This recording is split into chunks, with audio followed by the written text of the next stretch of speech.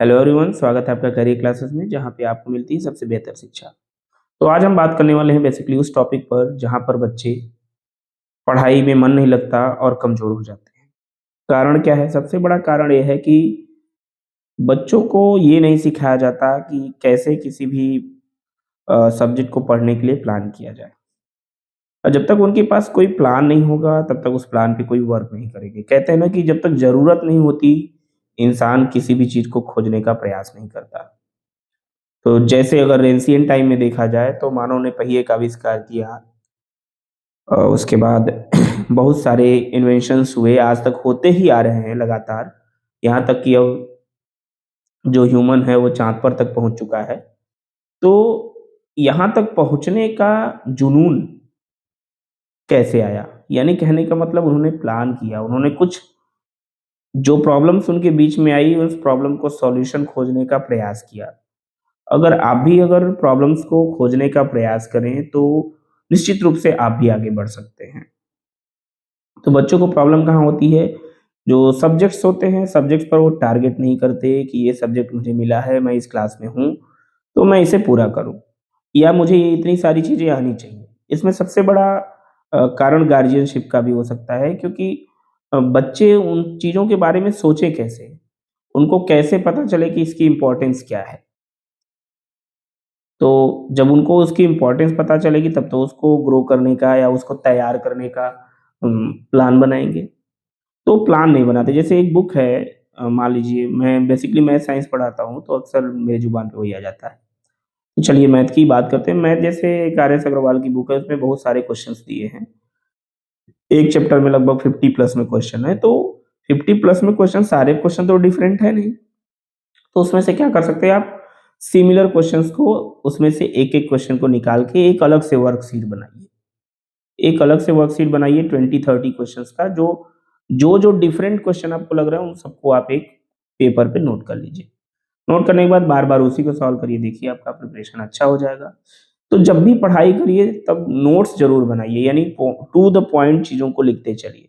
तो आपके पास क्या होगा ना कि उतनी मोटी किताब का एक ब्रीफ एक्सट्रैक्शन हो जाएगा जिससे आपको याद करने में बहुत ही सुविधा होगी, रिवीज़न करने में भी बहुत सुविधा होगी। तो यहाँ पे बच्चों को प्रॉब्लम होती है इसीलिए, और प्लान नहीं करते हैं कि अच्छा मेरा इतना चैप्टर है, मुझे इतने दिन में इसे कवर कर लेना है।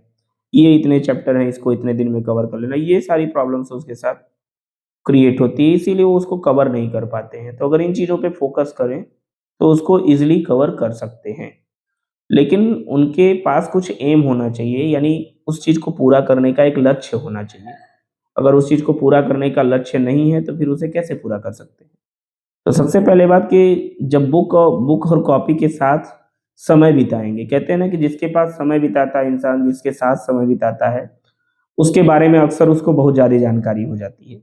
ये तो सच्चाई है कि दोस्तों में जैसे आप दोस्तों के साथ समय बिताते हैं, दोस्तों के बारे में बहुत ज़्यादा इन्फॉर्मेशन होती है, क्या करता है, कब खेलता है, कब खाता है, कब घूमता है, कब मोबाइल चलाता है, कितने देर तक मोबाइल चलाता है या कितने देर तक पढ़ता है, ये सारी इन्फॉर्मेशन रहती है। तो उसी कहते हैं ना कि जिसके साथ जितना समय आप बिताएँगे, उसके बारे में आप उतना ही जानेंगे। घर में अगर कुछ भी नहीं कर रहे हैं, अगर एक रूम है आपका, स्टडी रूम ज़रूर होना चाहिए, हर बच्चे का स्टडी रूम होना चाहिए। स्टडी रूम में चारों तरफ मैप वगैरह लगे होने चाहिए, शॉर्ट्स नोट बनाकर अपना, है ना, शॉर्ट नोट बनाकर उसको चिपका दे, स्टिक कर दे दीवाल में। तो ये सारी चीज़ें जैसे ही उस रूम में वो बैठेगा, कुछ भी मत करे, हम नहीं कह रहे हैं कि पढ़ने ही बैठे। लेकिन जब भी फ्री टाइम, कहते हैं ना लिज़ायर टाइम, जब फ्री टाइम उसके पास हो तो जाकर उसी रूम में बैठे। खाना खा लिया, खाली हो गया, घूमने नहीं जाना है कहीं पे, कोई काम नहीं करना है, जाके अपने रूम में बैठ गया। अपने रूम में जैसे ही बैठेगा, कुछ न कुछ उसको फाइंड ही करने का मन करेगा। जैसे मैं भी जब अपने ऑफ़िस रूम में बैठता हूँ, तो मुझे कुछ न कुछ बच्चों के लिए ही सोचता रहता हूँ कि अच्छा बच्चों के लिए ये कर दिया जाए, वो कर दिया, मैं सोच रहा हूँ ना, तो जब ऐसी जगह पे आप बैठेंगे तो आप भी उसके बारे में सोचने लगेंगे। तो स्टडी रूम ज़रूर होना चाहिए। पब्लिक में कभी पढ़ाई नहीं होती। फैमिली मेंबर अगर घर में है, तो आप उस रूम में कतई ना पढ़ें जहाँ सभी लोग बैठे हों। आपका एक अलग रूम होना चाहिए, स्टडी रूम, जहाँ पे चीज़ें आपको जैसे ही आप जाएँगे उस रूम में, आपको तुरंत उन चीज़ों से कनेक्ट करने लगेंगे।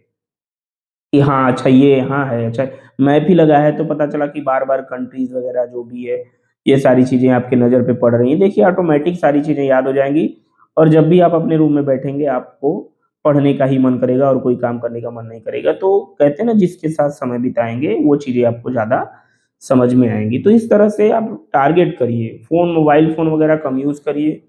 मोबाइल फ़ोन डिस्ट्रैक्शन भी है और एक्सट्रैक्शन भी है, दोनों चीज़ें हैं। डिस्ट्रैक्शन क्या है? जब ऐसी चीज़ें आप देखते हैं जो आपके काम की नहीं है तो डिस्ट्रैक्शन है। लेकिन जब ऐसी चीज़ें आप देखते हैं जो आपके काम की है तो उसे एक्सट्रैक्शन कह सकते हैं। ठीक है? तो ये दोनों साइड, इसे एक सिक्के के 2 पहलू होते हैं। इसका साइड इफ़ेक्ट भी है और इसका साइड इफ़ेक्ट नहीं भी है, बेनिफिशियल भी है। दोनों तरह से चीज़ें हैं। तो अपने कमरे में बैठिए, अपनी किताब को लीजिए, पलटिए, फिर उसमें से क्वेश्चन को अलग-अलग पिक करके लिखिए, नोट करिए कि हाँ, ये क्वेश्चन इम्पोर्टेंट हो सकता है। उसपे थोड़ा रिसर्च करिए कि ये क्वेश्चन अगर मैं पढ़ लूँ तो इतने सारे क्वेश्चन रेडी हो जाएँगे मेरे। होता है ना, कभी-कभी एक लॉन्ग आंसर होता है जिसमें कई शॉर्ट आंसर आ जाते हैं। तो ऐसे क्वेश्चंस को छाँटिए, फिर उसको बैठ के लिखिए, देखिए ऑटोमैटिक 2-3 महीने में आपकी ग्रोथ इतनी अच्छी हो जाएगी कि आप सोच भी नहीं पाएँगे कि मैं क्या था और क्या हो गया। तो आप मेरी बातों को ध्यान से सुनिए और इस पर वर्क करके देखिए। मैं बता रहा हूँ, विदिन अ मंथ आपके अंदर इम्प्रूवमेंट देखने को मिलेगा, अगर ऐसा करते हैं तो। अगर ऐसा नहीं करते हैं, बा किताब कॉपी को देखिए, बुक्स वगैरह जो है ना, जितना दूर आप रखेंगे, वो उतना ही दूर आपसे जाएगी। कहते हैं ना कि मिरर में एक चैप्टर, मतलब लाइट चैप्टर में एक अ, सिंपल मिरर का जो एग्ज़ाम्पल है, उसमें कहा जाता है कि जो मिरर है, अगर अ, उस मिरर के सामने अगर 2 मीटर की दूरी पे कोई ऑब्जेक्ट रखा है, तो उसकी इमेज मिरर के अंदर 2 मीटर पीछे बनती है। इसका मतलब ऑब्जेक्ट को जितना दूर करते जाएँगे, मिरर में इमेज उतना ही दूर बनती चली जाएगी। तो अगर ये 5 मीटर हो गया, तो 5 मीटर वो 10 मीटर इमेज और ऑब्जेक्ट के बीच का डिस्टेंस हो जाता है।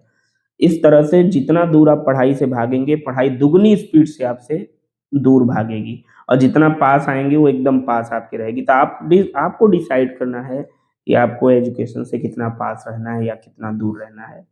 ठीक है? इसी शब्दों के साथ मैं वीडियो को बंद करता हूँ और मेरी बातें ध्यान से सुनिए, आपके बहुत ही काम की चीज़ है। अगर आप इस पर वर्क करेंगे तो कमज़ोर से कमज़ोर बच्चा भी बहुत अच्छा इम्प्रूव कर सकता है। तो इन चीज़ों को ध्यान में रखते हुए और लाइक और सब्सक्राइब करना बिल्कुल ना भूलें, क्योंकि मुझे प्रमोट करते रहेंगे तो मैं आपको मोटिवेट करता रहूँगा। आप मुझे प्रमोट करेंगे, मैं आपको मोटिवेट करूँगा। दोनों कॉम्बिनेशन बना रहेगा तो आप भी ग्रो करेंगे। मेरा तो बात ही अलग है। ठीक है? मैं तो ग्रो हूँ चाहे ना हूँ, मुझे तो बच्चों के लिए काम करना ही है, because I am a teacher. I am a good teacher by heart. मुझे किसी से कोई मतलब नहीं होता, लेकिन पढ़ाने से मुझे ज़रूर मतलब होता है। तो बाय हार्ट मैं एक टीचर हूँ। मैं सिर्फ़ इसको काम समझकर नहीं करता हूँ, बल्कि इसको मैं एक धर्म समझ के करता हूँ, कि शिक्षक का धर्म ही यही होना चाहिए कि बच्चों को इम्प्रूव करे। ठीक है? जय हिंद, जय भारत।